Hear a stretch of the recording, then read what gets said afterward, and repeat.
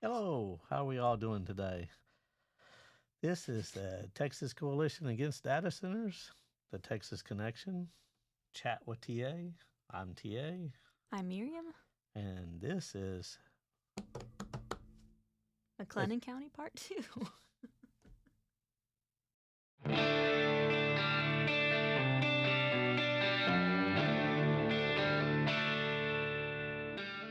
pretty good with that.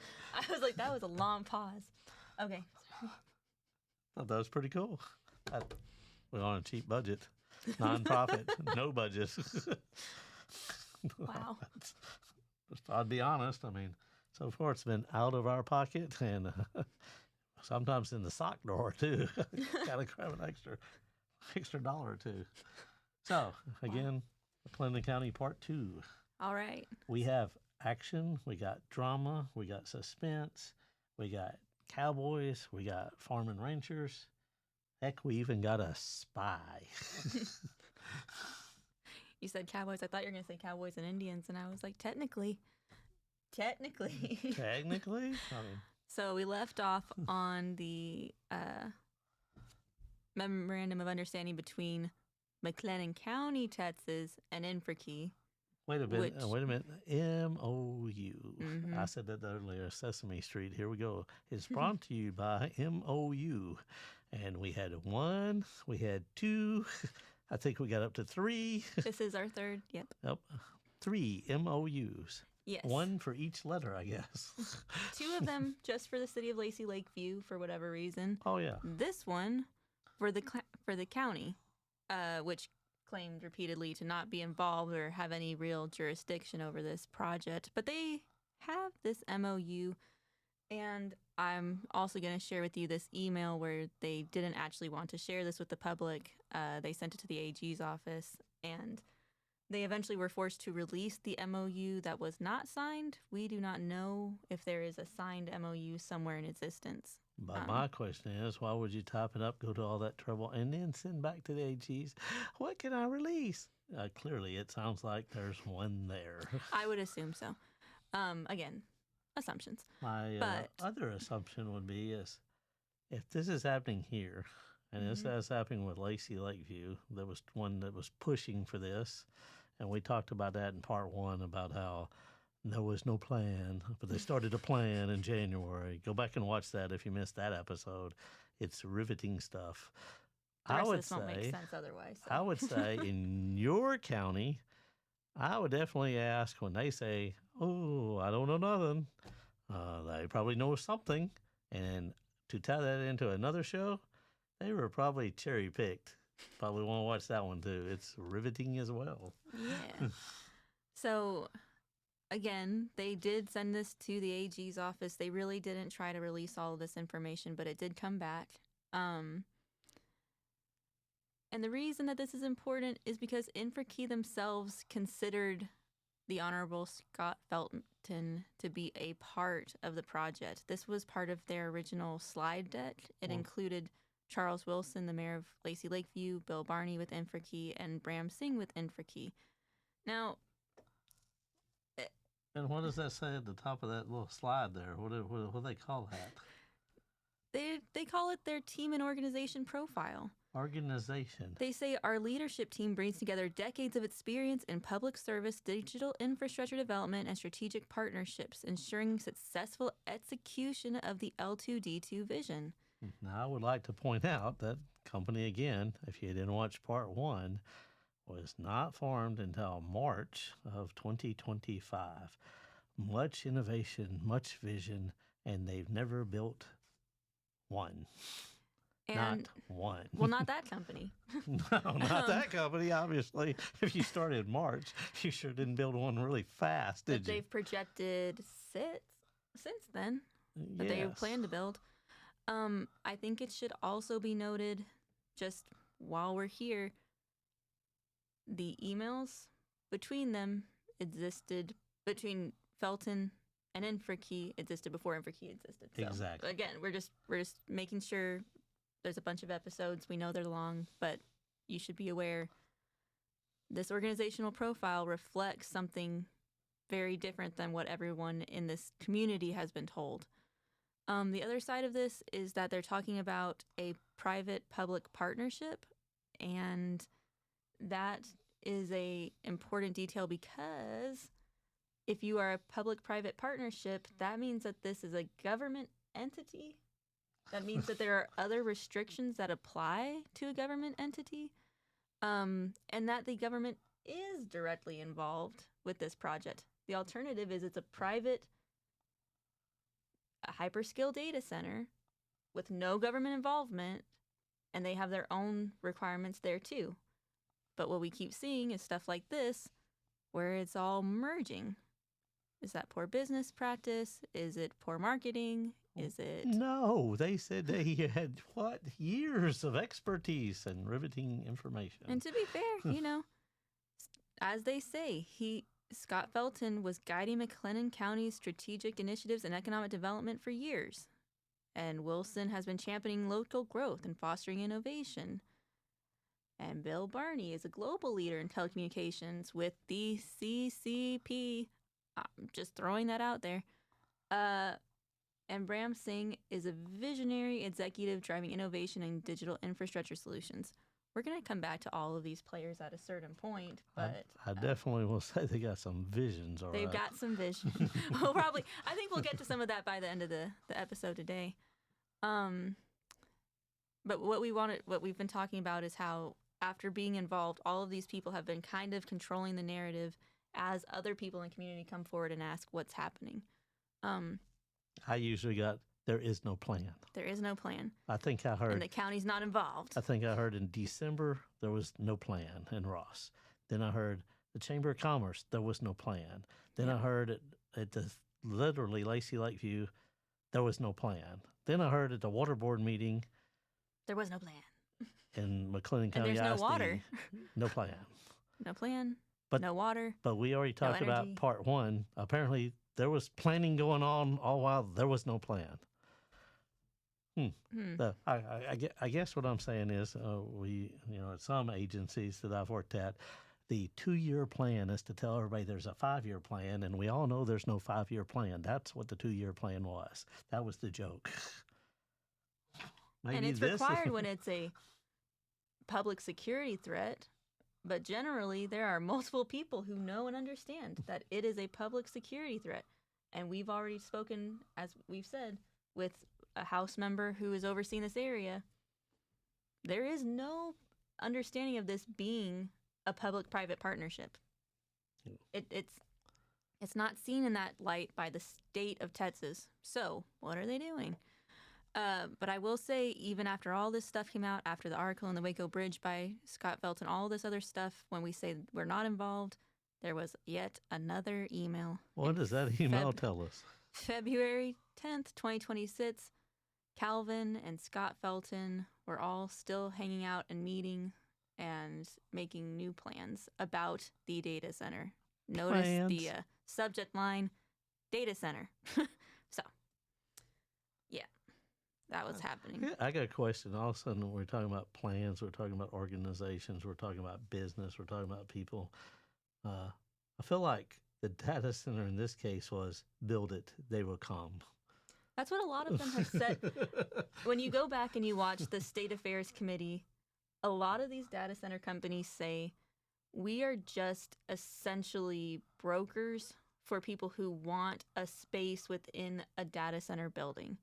We're building out these big campuses with enough power to host AI servers, and we'll have a couple different tenants. That's what they're saying. So instead of Microsoft going in and building their own building, Microsoft says, oh, we're going to hold off until a building's there, and then we'll buy the building. That's what they're claiming. So we're kind of saying it's like a mall, and I build the mall with all the little stores in it, and then you just come in and fill out my store. Right. But it's kind of a interesting perspective to hold, because depending on what type of computing you're going to use will change the type of building. And so there's only a few people who use a few kinds of buildings.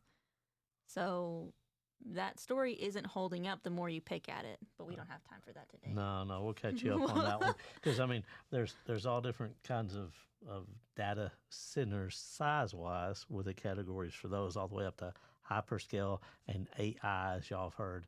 And then there's all different kinds of, I call them categories, where it's Bitcoin at the lowest and then all the way up to that AI again. That's the biggest.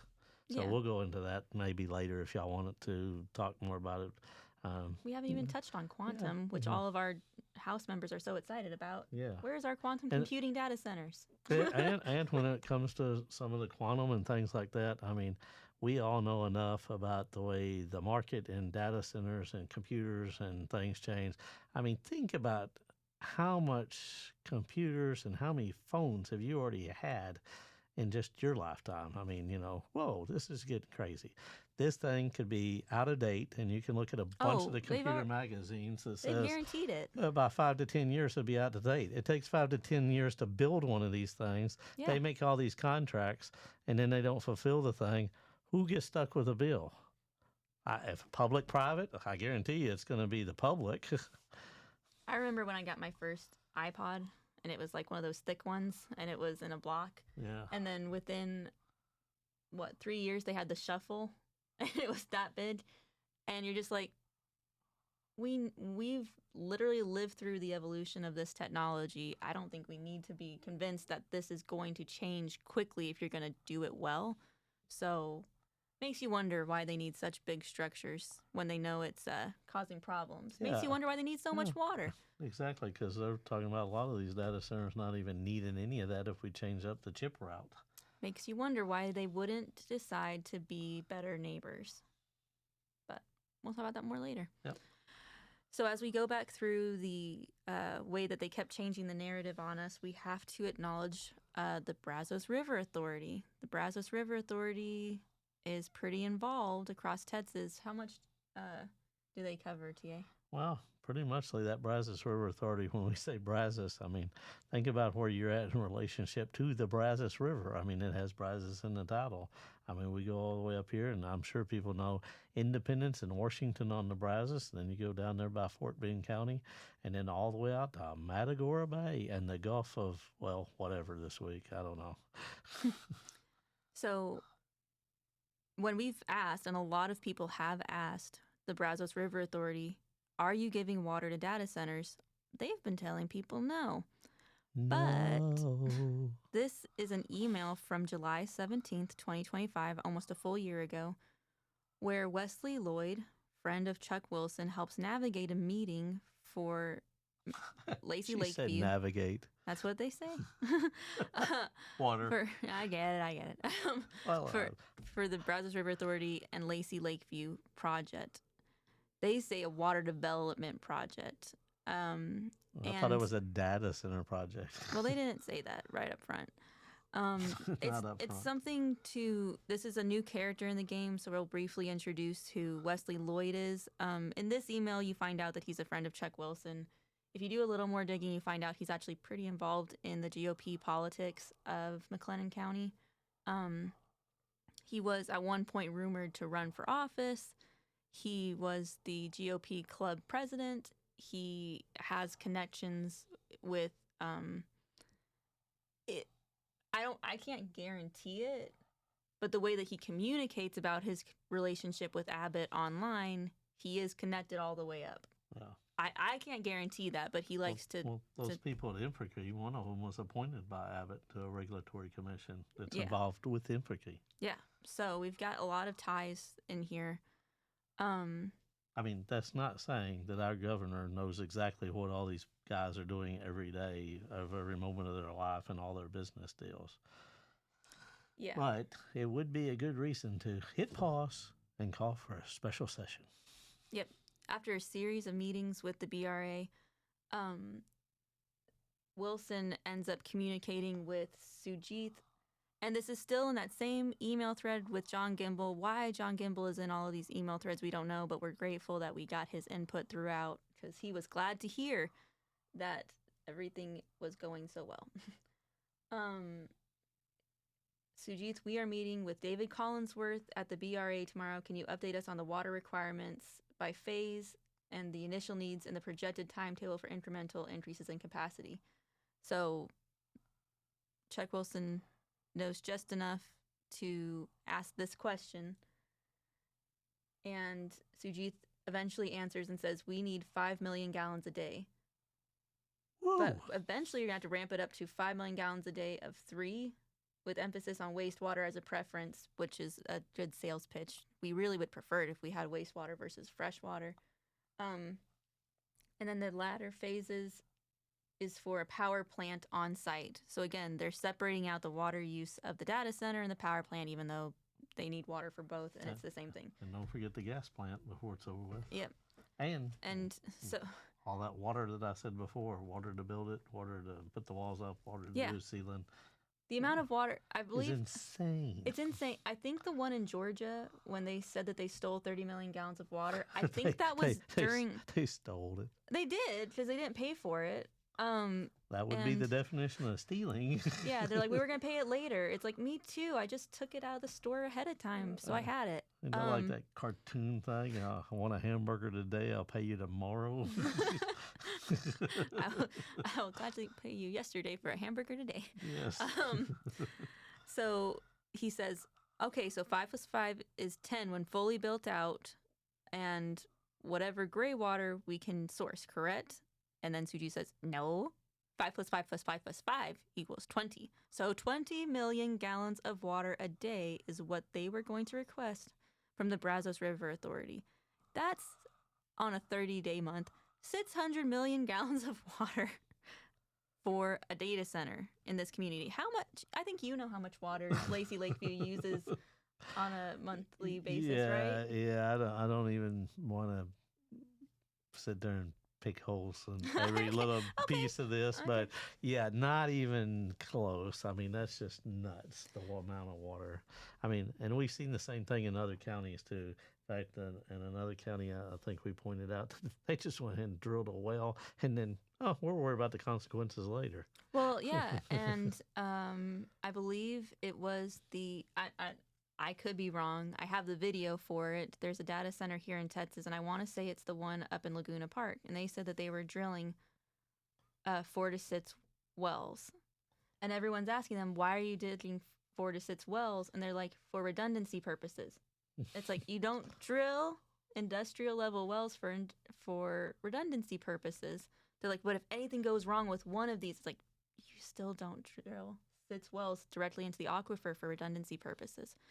And people want to argue about that, and you can if it makes you happy, but I'm going to say when people are given the opportunity to do something really illegal, we should flag it. Yeah, and we've already been to that Natural Resource Committee, and the representative from El Paso clearly made a point that only like 17% were reporting anything out of all these that are being going on. Yeah, and that's self-reporting data.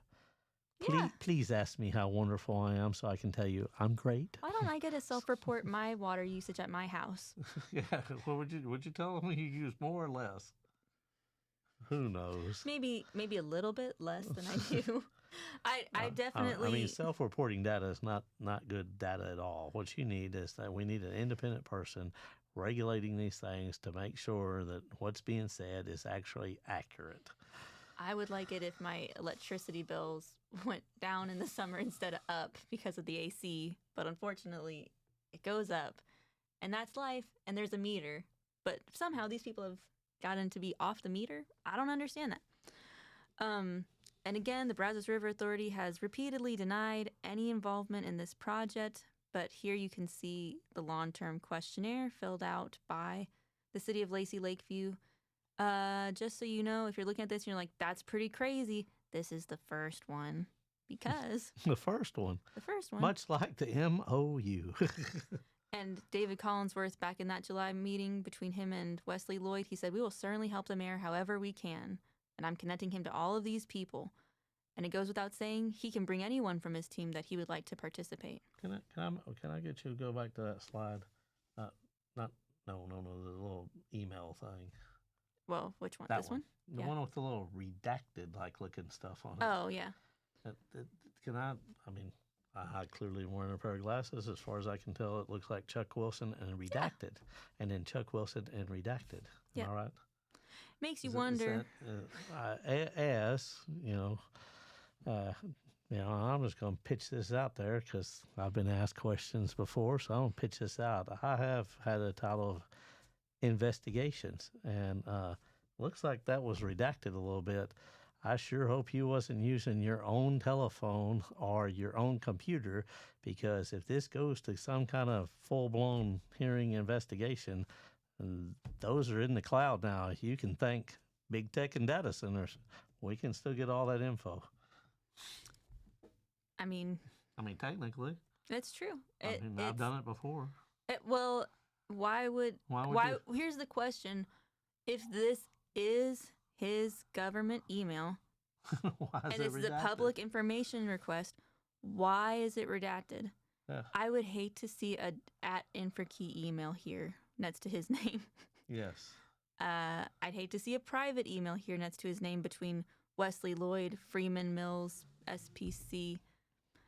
It brings up questions for sure. I mean, you would think that these are all government people. You would think that a city of the size of Lacey Lakeview would be able to empower them with devices so that they could do city business on. Now, we're jumping ahead to November, where they had another meeting with the Brazos River Authority, and Sujith is asking him, "How was your meeting?" And Chuck answers, "It was good. David did not come, but Aaron Abel and Amy Mutoni, again, 2 new names, but y'all need to flag these because if you've been calling the Brazos River Authority, chances are you've talked to them. Chances are they've denied any involvement." They were present. They were there to present details on the upcoming reallocation of Lake Whitney rights. Again, I know this is kind of scaring for some people, but this is what's happening. Our engineer calculated needs for the city to request 5 million gallons a day, calculated by baseline anticipated growth. We are in line to get some, probably not all of that request for the 5-year time frame. I thanked them. Blah, blah, blah, blah, blah, blah, blah, right? Blah, blah, blah. And then Suji's response, "Great, thank you. Aaron is a hydrologist. I think we can make it to the next step with David." Next step. Next step. Next step. Next step. That sounds like, hey, next step is part of a plan. So that was November, correct? That was, November 5th. I should probably show y'all so you're not taking my word for it. November 5th. You got it? November 5th. We got it. Here we are, February 11th, 2026. Amy Mutoni, the same person he met with, and Lacey Lakeview people. "Amy, after meeting with Mr. Collingsworth, we are requesting an increase in the allocation of water previously requested. Please see the attached questionnaire prepared by Walker Partners." Walker Partners.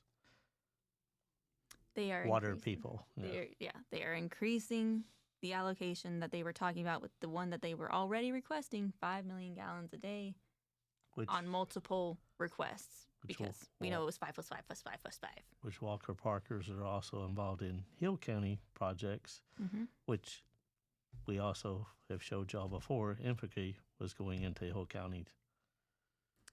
And we've seen all these emails, and people continue to ask the Brazos River Authority, "What's happening?" And this says, "Nothing has changed." This is Matt Phillips with the Brazos River Authority. "Nothing has changed in terms of the BRA making any commitments to provide long-term water to the city.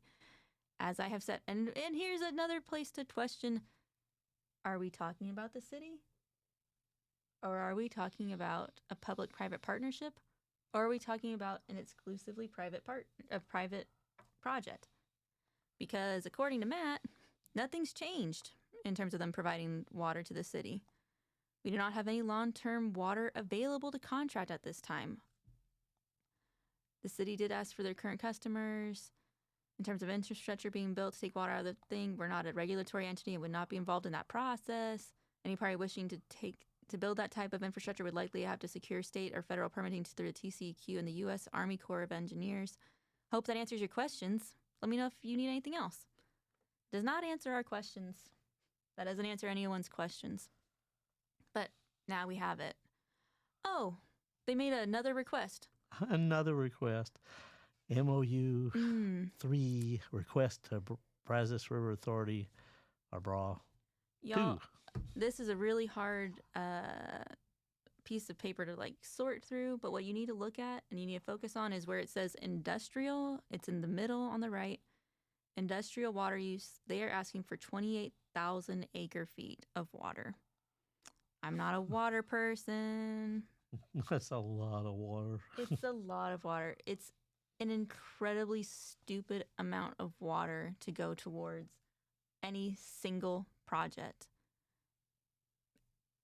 Again, it's I think crazy amount of water. Again, I think that was it the Rotary Club and Waco Bridge somehow sponsored a thing, and there was a doctor there, and she said that we're going to be running out of water. I think is what they said. The state of Texas has announced that we are in a $174 billion water crisis.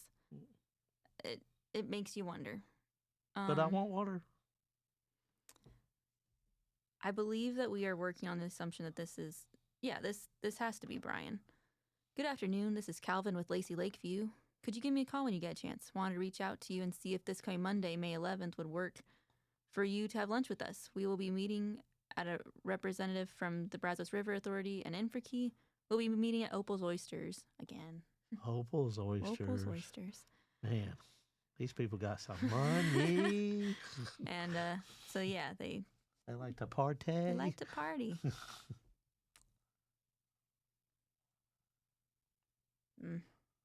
Again, this is slightly out of order, but all this time they've been controlling the narrative and trying to make sure people know what they want them to know.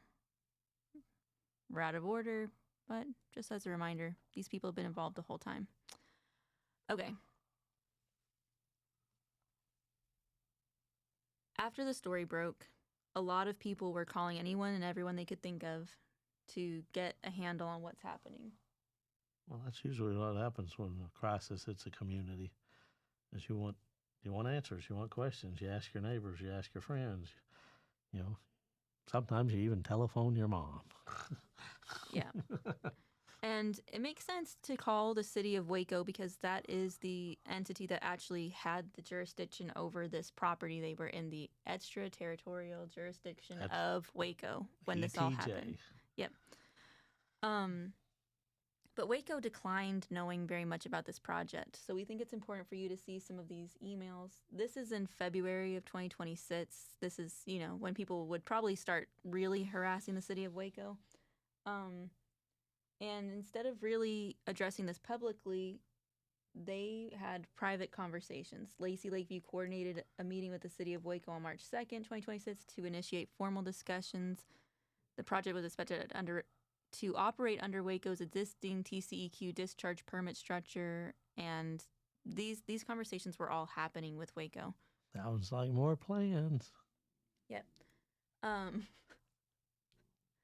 The city of Waco made sure that everyone was present. They kept saying that it'll all be there. There are people within Waco that have different jobs that we may never even heard of, like the Sustainable Resource Practices Advisory Board. I'd never heard of them before this. But they were making recommendations that they take this issue of data centers seriously, and they sent them a whole letter that was put into the list of documents that was received from this PIA request. But here's the problem. Mayor Holmes said, and he said, this is January 2nd, and I know that we're bouncing through a bunch of dates, but they said we've not yet been contacted by Infrakey representatives. January 2nd, we've not yet been contacted by Infrakey representatives. We are reviewing our tangential relationship to this project. I appreciate how logically he laid out the issues. He's very diplomatic in his response. I blocked out the other person's name. This is not a redaction on their part. It's my part. I don't know why I was allowed to see the citizens who were making these requests, but they gave those to us. But thanks. Let's stay in touch. Here are some more conversations that were happening in February. They will work to get us some time. We're sending out the meeting invitation. And then we have Ryan Holt. He learned about the project from the Waco Bridge article, and the Lacey Lakeview officials didn't meet with his team until January. It was April 22nd before engineers met to discuss the technical details. But they were meeting with them in February for sure. they were involved with Walker Partners in December. Walker Partners manages the engineering between Waco and Lacey Lakeview. And that's an ongoing relationship that's been happening for years. So this response doesn't quite line up. Oh. You'll also see, again, he's claiming April, but Jim Holmes and Ryan Holt are on these March 24th emails. And they say they already had a meeting with the mayor and city manager to get clarity on the requests. So what are we looking at? Here's the more important one. Within Waco, they have the Economic Development Corporation, and they had been emailing the company as early as November 18th of 2025. The first article by the Waco Bridge was released November 21st, 2025. This is Chris Collins. She was in direct communication with Sujith of the Datacenter project. So, having worked with government and these entities, if the county has been talking to Sujith since January of 2025, if Lacey Lakeview's been talking to them since at least April of 2025, if there are MOUs from the county in 2025, if there are MOUs with the city from 2025, and if he has been talking to the EDC of Waco since November of 2025, don't you think That sounds like lots of plans. that sounds like a lot of plans, and it sounds like something that would be impossible at this level? I mean, I'll use the judge's such tactful words. It's a big ass deal. How can the city claim to have no knowledge of this project at this stage? I don't know. I mean, maybe they need a fitness for duty test. They got Alzheimer's and they forgot. I mean, I don't know. I mean, clearly they were all communicating. Clearly they were all involved. Yeah, Clearly, there's Clearly there was a lot of backdoor deals and shenanigans to be had for all. And much like that word cherry pick in the other video, it seems like cherry pick people were involved. Yeah, and it's pretty upsetting when you look at it. Hope this email finds you well. Judge Felton asked me to assist the county with some due diligence related to the Waco Datacenter project. I need to obtain project and financial information as part of the process. Can you please connect me with the best point of contact to make these requests? And Suji says, I have the CEO, Mr. Bram Singh, assist you in the necessary requests, and he is on this email chain. Can you also please provide the chamber packet as I have requested twice? So come on, Waco, get it together. They've been working on this for months.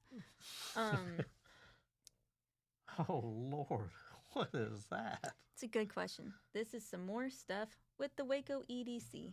All right. Break it down to us. It looks rather entertaining. Yeah. I did say this was going to be rather entertaining, did I not? They broke down these text chains a little weird when they gave it to them through the PIA requests. But the end of this first one, John Gimble says that Sujith has told me that the Waco EDC should have all of the requested documents. So this is the November email. As of December 9th, Waco has all of the requested documents. And then Chris is talking to Chuck Wilson here on the right. Did you receive anything from Infrakey December 10th? He wanted to make sure that John Gimble and Sujith were not incorrect in what they said. And Chris says, yes, I've been reviewing it this morning. Thanks. And then they send a little baby dancing gif. And baby dancing gif. She asked, our elected officials, our city employees, all these people have plenty of time to do a baby dancing gift. Wow, it seems like they could use their time much more constructively, right? Considering we, the people, are the taxpayers, and they're baby gifting. I don't think they realize that these would communications ever get out. are public record because you're doing public work. I wouldn't say that was public work, but okay. If you're communicating with a separate city on a separate project. Oh, I meant the picture. The picture is not, no. And Chris asked, can I call you later? And he says, yes, ma'am. And she says, hi, wanted to let you know that I've been asked a few questions by the Trib. So again, we're talking about the Waco Trib about the chamber's role with the data center project, and I'm sending a response. And then they go back and forth about, can I call you later? I don't know, blah, blah, blah. So January 16th, the Waco Trib is finally getting involved in this story, and they contact Chris with the EDC. Assuming that there are no text messages deleted in between these two things, there was no problem with the paperwork that was provided. At least nothing that they felt was worth texting about. And now we're back to just so you know how many documents they sent them. All these little blue highlighted ones are community responses to what Waco asked for, and they were sent by Bram Singh to Waco, to Chris Collins, Executive Vice President of the Economic Development of Greater Waco Chamber. This is a Waco role. This is a Waco project at this point. This is something that Waco is considering, giving them tax incentives and tax breaks and a little bit of bonuses if they meet the requirements of the city. So now we've seen county, we've seen the city of Waco, and we've seen Lacey Lakeview and Infrakey involved in this project. Yes. And in the grand scheme of things, we know that the state itself has been sponsoring these projects, so that one we don't even have to really get into. No. Now we're going to transition to everyone else's favorite topic that drives me absolutely insane. This concept she said she didn't want to hear it the other day. So just read that word up there in quotes. We're not going to say it. It's like the glass thing you see through. Okay, so what is not that particular thing with that slide? Well, this is what the website looked like for Infrakey in July 11th, 2025.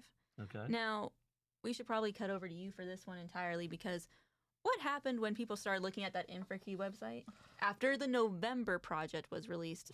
After November. I think, and I'm just going to throw out social platforms. The first thing I saw was there was people on Reddit that was trying to figure out who all these people in that slide right there was. Yeah. And during that time, they apparently figured out some of them were not here. And I mean here, Texas, say, grown and raised, obviously. And I think some of them found, according to the Reddit side, if you believe all that stuff you read on Reddit, they had quotes and numbers and court cases and all kinds of things involving these folks of all kinds of different activities. I would say research it yourself and go out there and find out. You can still see the website if you put it into the Wayback Machine. You go in and you type in the URL and it'll let you see how many times that website's been changed. But now that entire team is gone. Now you only have the management team, which is Bill Barney and Bram Singh. All of the executive leadership team, so you can see the management team was down there at the bottom. You can see like the top of their heads on this slide. Now it's just them. We got rid of the executive leadership team. Did their entire team disappear? No. Are they still involved somehow? But where are they? They're being PR changes so that the public doesn't have to see all that negative publicity. One of them wrote a novel that's very intriguing. Oh, we haven't got there yet. Oh, my bad. Sorry. Spoiler alert. Spoiler alert. I told you we had all kinds of stuff in this, including spies. Okay. I mean, you don't get better than a spy movie / cowboy and western. I mean, how often does that happen? It's almost like aliens and cowboys. Well, we asked where they are. They still show up when we look at the Energy Systems Group report from February 25th, 2026. They're not on the website anymore, but they show up to meetings. Wow. Well, we're glad you're still there and still getting paid, obviously. Yep, glad to know you're still a part of this project. Infrakey Capital. These are some of the things that the people who made the public information at request got back. Why is this redacted to this extent? This is pretty crazy. This is transactions that were used on the Lacey Lakeview credit card, I believe. I believe so. That's what it looks like from here. So generally that means it's Lacey Lakeview money. I would think that was Lacey Lakeview money if it was on Lacey Lakeview credit card. I mean, and the reason I say that is, again, we're the Texas Coalition Against Data Centers, and obviously includes the whole state of Texas. Today I'm wearing my Galveston shirt. For the folks down in Galveston that I know, Port Aransas, Corpus Christi, we know y'all are going through some big trouble over there. Yeah. And I do want to, Sorry, guys. I do want to acknowledge and make a shout out to the folks over there at Caddo Mills. I don't know if you heard about it or not, but they literally want to drain Caddo Mills for a data center. It's ridiculous. Now that's just crazy. But in regards to the credit card stuff, shout out to my friends definitely up in Sulphur Springs. We traced a credit card back to the way I'm understanding this, a city official, a credit card, a hotel room purchase, and a equity or big data tech type situation, and the use of that same room all night long. Such a mess. Can you say in bed together? That's such a mess. See, we even have romance. Maybe, I guess. I don't know if that was romance. I don't. But I will say this. The Texas Rangers are now involved, the way I understand it. There's lots of lawsuits going around. And if you're up there at Sulphur Springs, hang in there. This thing is huge all over the state of Texas. But we definitely know y'all are feeling it tough up there. Because at one point, it sounded like, well, again, they all sound familiar. In Hill County, we know they were blocking a road. In Sulphur Springs, they were blocking the road to an extent nobody could get by, and they called DPS, and DPS supervisor, upper management showed up and politely told them they could not be blocking a public thoroughfare without proper documentation or permits going through TxDOT. So big deal about these things. I mean, they're clearly just, what's the word I want to use? Running amok in the state of Texas. Yeah. Unsupervised. Think of a little child, 5 years old, running through the grocery store. That's what big data is. Yeah. Yeah. And the thing is, though. Oh, I said that because data, of the baby thing. It just jumped in my head. That's what it was. The baby thing. The baby thing. Yes. Such a weird gift to send to a professional person. I don't know. I love babies running amok. But the thing is, if this is the Lacey Lakeview credit card, there's no reason to redact it because it's something that's public record anyway. They asked for it, and they asked for something specific. So they got back something specific, but that doesn't mean that you are entitled to redact the information that you didn't ask for, because this is something that any citizen could ask for this, and it wouldn't trigger a problem normally. Now, can I say something here? I'm that person right there, or maybe that one over there, or okay, you sitting on the couch. I mean, I see you too. I mean, I look at that and I say it's redacted, right? Yeah. And you said we showed all that stuff earlier. I mean, that person right there is thinking the same thing I'm thinking. Am I right? If I'm right, you say at least one person say yes in the comments. Opals, the steakhouse, Terry Blacks. I mean, what is all that redaction? Well, I think, I think they were trying to find those things, and that's why we got back like a restaurant. This is a charge for George's, right? They were trying to find those things. And if I were aware that some of my decisions were not on the up and up, and I was going to all these fancy restaurants, I wouldn't use the city credit card for that. Well, because you know that the city credit card can be requested. Well, I will say this. I mean, I just, clear as glass. See, I didn't use that word, did I? No. Clear as glass. Clear as glass. I've been to George's. I mean, that I can afford. So that one we get to see. But what's the rest of this document? I guess maybe those other places that I can't afford, I want us on. If they send you back something like this when you requested charges, ask for the full document. There's no reason why you can't have it. So I'm just throwing that out there. Here's another meeting. This one's on sewer mining with ESG. And again, we have those people, one more time, whose names are quite long, but they're still there. And we have Lacey Lakeview, ESG, Reuse, Infrakey Capital, And a new person has entered the chat, TJ Dreammaker Investments, Jennifer Tran. And so there's some more money being poured into this project. And marketing. As we kind of talk about being given access to things that you are entitled to as a citizen, we wanted to highlight how the city of Waco is charging $15 an hour for the labor, including overhead for communications and correspondence requests. And in order to, alleviate that, would you be okay with taking it over email? And it's like I think everyone's making their public information act requests over email at this point. If you're going in and walking in and giving them paperwork, like, kudos, but you don't have to do that. Most of them got a portal, I think. Most of them have a portal, and then it can't be denied that they received it because they have a request. I was told by somebody, we don't do public information act requests. And I was like, well, it's on your website, so you definitely do. If anyone's charging you more than this, you can contest those fees with the Texas AG's office. And if $15 an hour and they come back that it took them like 10 hours to do that, you can contest that with the AG's office, because yes, they can ask for $15. They shouldn't be asking you for $150. So just a side note. We're back to the MOU issue. Multiple MOUs from different dates and same people involved.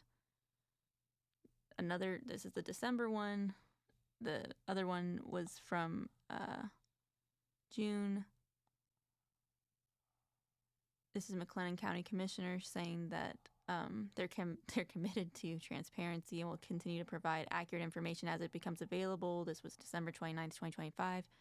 I think there is the chance that some of these commissioners were not made aware of, like, their job does not require them to be involved in all the inner workings of the county, but the county was obviously very involved before December 29th, 2025. So certain ones. Certain members. We're back to this issue, though. This guy who said he was committed to transparency sent an email directly to Chris Collins and said, do you have anything new from Infrakey? And if you remember, she's the one with the dancing baby gift where she got everything in December. I haven't heard back from them since the holidays. We've been reviewing the information and do have questions. So we will schedule a call. So Commissioner Will Jones knew enough that Chris had information from Infrakey. What that means is up to someone else's interpretation. But I know that the people in the Stop the Waco Datacenter meeting were pretty consistent in communicating with him and the other commissioners that they did not want this project. He sent a response to someone named Jamie and said McLennan County has had no discussions regarding tax abatements for the proposed data centers, which is not true, because the MOU is literally an agreement about tax abatements. So, again, to what extent he knew or what extent he did not know, that's not for us to say at this time, but people need to get on the same page about the timelines. I will say that, because this would have required, they only asked for the signatures of Scott Felton, Bram Singh, and Calvin Hottie for this MOU with the county. But generally, nothing passes the county without going through the commissioners, if I understand correctly. That's the way it's supposed to work. So it's again, we're backdoor deals and shenanigans, as TA likes to say. And unfortunately, it seems to be at the risk of some of our county commissioners. And I don't appreciate that for them. I think that's putting a lot of people in an awkward position. So let's talk one more time about the fact that he was on the organization profile at some point. So was Wilson and these two members that are directly with Infrakey. The further along in the year we go, they decided that they needed to address things. May 28th, 2026, the Waco Bridge had a data center impacts forum. I didn't know at the time why they had Scott Felton on this meeting. They didn't say why he was involved in this meeting. But it makes more sense now that we got all that other information out to you. about the MOUs and him being involved from the very beginning back in January Yeah. of 2025. Yeah, Margaret Cook, who's here, she's the one who's been kind of waving the red flag on some of these projects and talking about how much water they've been using and that it's been going unreported. Luke Metzger with Environmental Texas, I'm assuming he was supposed to be just a general anti-data center activist. I don't know. I didn't get a chance to go. They ran out of tickets. Yeah. Oh, here's one more. Here's one more MOU. Our fourth and favorite MOU of all of them. This is my favorite MOU of all because the MOU wasn't even signed in Texas. Wasn't even signed in Texas. Where was it signed? I feel like we need to have a law. If it, I hate to say, let's propose this. Any legislator out there, here's something good. Once y'all go back in section, whoever's elected, maybe any Texas document needs to be signed in Texas. That would be great, wouldn't it? Because that was not. Yeah, any law affecting the citizens of Texas should be signed in Texas. And it's like generally any law signed abroad is generally going to be on the federal level. You would and think. Not on the state level, and certainly not in a small town like Lacey Lakeview. This particular document was footed the bill by the citizens of Lacey Lakeview, you folks out there in Lacey Lakeview Sorry, land. Guys. Yeah, sorry you had to pay the price of this. So that he could fly to Hawaii to sign this data center proposal MOU. Oh, sorry. Well, no, I got a voice for radio, not for TV. And then we have one more pretty strange slide that we're going to share with you because, again, I think it's important that everybody knows I'm still in Hawaii. The kind of people that we're dealing with. Well, we're about to switch over to Bombay. Bombay. You mean like Dr. Bombay on Bewitched? Sure. Not that Bombay, is it? No. No, it's a book. This is one of the more disturbing text exchanges that I saw between Sujith and Mayor Chuck Wilson. It says, first, we need to clear up our stuff and laws which allow NGO to operate to create this lawlessness. Lawlessness? NGOs are non-governmental organizations or nonprofits. And then Chuck Wilson replies, free societies are very hard to defend without risking freedom itself. Our adversaries know that and exploit it. We push on and prevail. Yes, price of freedom and free speech. Here's the thing. They said that completely wrong. They said it completely wrong. They said it completely wrong. Free societies are very hard to defend without risking freedom itself. Our adversaries know that and exploit it. Free societies are hard to defend without risking freedom itself. This sounds like he's saying he's willing to risk some freedoms to keep a free society. Which is extremely, extremely disheartening coming from a person with, I'm not going to say mayor, I'm just going to say Chuck Wilson's background in government. Yeah, I mean, there's a really famous quote. I want to say it's Ben Franklin. If I get it wrong, you guys can correct me in the comments and I'll be fine with that. But it's those who would sacrifice some freedom for some comfort deserve neither. I'm going to go with more like Stan Lee. With great power comes great responsibility. Yeah, I mean, all and of these with things. absolute power comes absolute corruption. Yeah. I added a little on there, Stan. West of me.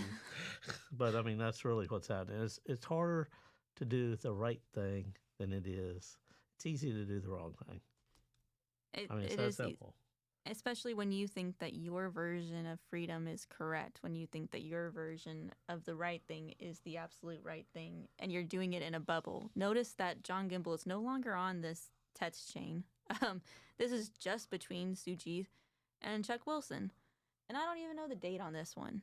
I don't even know when they were talking about this. Clearly, we got an insight to their philosophy and their relationship to their fellow people. There's also this book. I'm sorry, it looks a little sketchy. It's because it is a little sketchy, but it was written by Bram Singh. It says on his online bio, it says as an author, he's written The Bombay Swastika, a thriller that swings. What? That's Bombay what? Swastika. That swings from Nazi Berlin, gearing up for its final solution to 1964 Bombay, and contributed to the Amazon bestseller Greener Data. Actionable insight from industry leaders. So he claims that this book that he wrote, this fiction book, helped him understand how to do greener data, which is a crazy thing to claim because I'm going to read it. Read that to us. With the monsoons laying siege on the city, the reader accompanies Ernst past Bombay's refugee camps and haunted whorehouses, food shortages, textbook mafias, communist protests against American PL 480 food aid, and peculiar happenings at India's nuclear facility. I really hate that. Sorry, detour. I don't love that. Where Dr.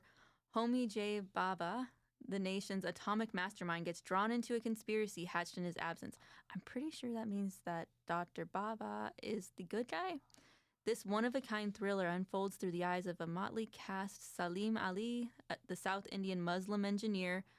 Y'all can double-check me on this, but I'm pretty sure we're talking about a couple South Indian Muslim engineers on this project. And committed Marxist. Are they committed Marxists? I don't know, but I'm going to say that if they are the heroes of this story and it contributed to his bestseller, Greener Data, yeah.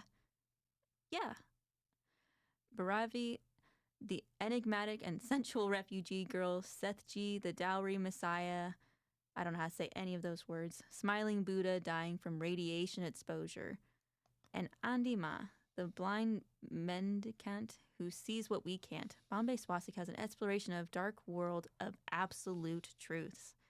Now, The dark world of absolute truth. yeah. Maybe I don't want this person being in charge of a national security issue, which we keep hearing this is a national security issue. I'm going to do this real quick. Go for it. State Armor, Cody Harris, Mike Lucia, please take a peek at this and do what y'all are supposed to be doing that you said in the National Resource Committee meeting. Let's get real. If they're telling you who they are, can we listen now? Can we listen? I don't know. I mean, you guys are the experts. Y'all supposed to be investigating and researching. I'd like to see some investigating and researching. Yeah. Again. And if out there in a public viewing house, you're as disturbed about this as perhaps anybody else that's sitting there is disturbed, I'm going to ask you to be involved. Pick up your little data center, like I said the other day, the little phone, the little data center you have, and fire off some emails to Cody Harris and fire off some emails to Mike Lucia in the State Armory. Give them a call and tell them, hey, one, we've already talked about it before, all those windmills that had 99.9% foreign Chinese parts in them and probably 0.1% Soviet or 1%. I mean, however, it depends on who you talk to, how that last goes. Last percent. Yeah, either it's 99 and 1 or it's 99.9 and it's 1. But either way, there's a camera at the top. Fire off all that. Those two things for sure. Investigate all these about China involvement, about foreign countries, about foreign investors, about the foreign people in Texas, because we have a law that says we're not supposed to be doing this stuff. And for the record, this is not, before we get into all those arguments about immigration, this is not an issue of immigration. This is an issue of national security that has been addressed repeatedly in the Texas legislature. Senator Kolkhorst was the one who put out that we should not be working with China, that we should not be working with Russia, that we are going to recognize and abide by the federal government's expectations on foreign trade, and that we weren't going to be giving huge swaths of land to these people. But here we are. And shame on you for not enforcing this. And the AG's office says that they still haven't gotten a procedure for enforcing it, but I'm like, we're already dealing with it. So where are we going with this? We're going to go ahead and we're going to wrap it up with a heads up for an overlap between McLennan County and Hill County. This is pretty fun. Lacey Lakeview offers special district as an olive branch to rural neighbors of data center site. Mayor Chuck Wilson says the city is exploring a special purpose district that could give communities such as Ross and Chalk Bluff a seat at the table in tax and infrastructure decisions for the $10 billion project. Wow. Interesting. I wonder if we're going to see that in any other communities across Texas. I wonder. I wonder. I wonder. I already got a good idea. What's the idea? The idea is, I will toss it out there. They want to do multiple municipality layer districts. He tried to introduce it as a mud district. They may have a seat at the table, but all that means is when this project goes a bust, then everybody's going to be liable for it. If they're by themselves, they're the ones that's liable all for it. And again, if I was you and I was in the city limits of Lacey Lakeview and I was a citizen and I lived there 24 hours a day, I'd be curious about the liability that Lacey Lakeview is occurring on this project. I'll give you one quick final note in case you're wondering how involved we need to get our state in this problem. Governor Abbott appoints Draksharam to Texas Commission of Licensing and Regulations. And who's that? Sujith. Sujith's the one who's been texting with John Gimble, Chuck Wilson, and emailing with all of our EDC and representing the author of the Bombay swastika. So again, obviously you point somebody to something and you don't maybe know everything about him. You just know what they told you, like Wilson and the pitch for this project. So, what I do encourage now is you do look into these people at the AG's office, Lieutenant Governor, and the governor look into all this and figure out how these roles are being played out and what's going on. We still have the right time amount to do the right thing. And y'all still got a chance to be the hero of the story. Yeah. Special session now, investigations, put a halt on the thing, and let's figure out what's really going on. Let's not get these projects grandfathered in. Let's not allow these people to continue moving forward when we don't know what they're doing or what their intentions are. Yeah, and this is all across the whole state of Texas. We did a little thing called Follow the Money. I keep on mentioning the other stories so that hopefully these folks that take a pic. They're all on YouTube. I wanted to mention, and some of them I'm wearing the same shirt because I only got so much time to do this, and I got to be someplace else to speak or do something or what have you. So they're all separate. Please look at the title.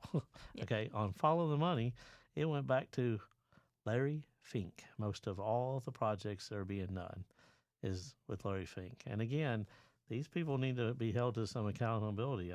Clearly we've turned into the National Resource Committee.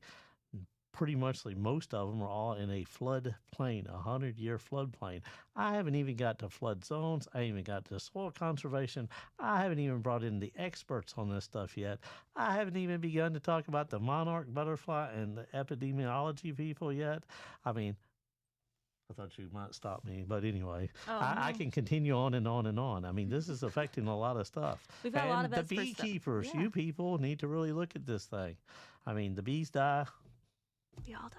We all die. That's what they say. That's not my mantra.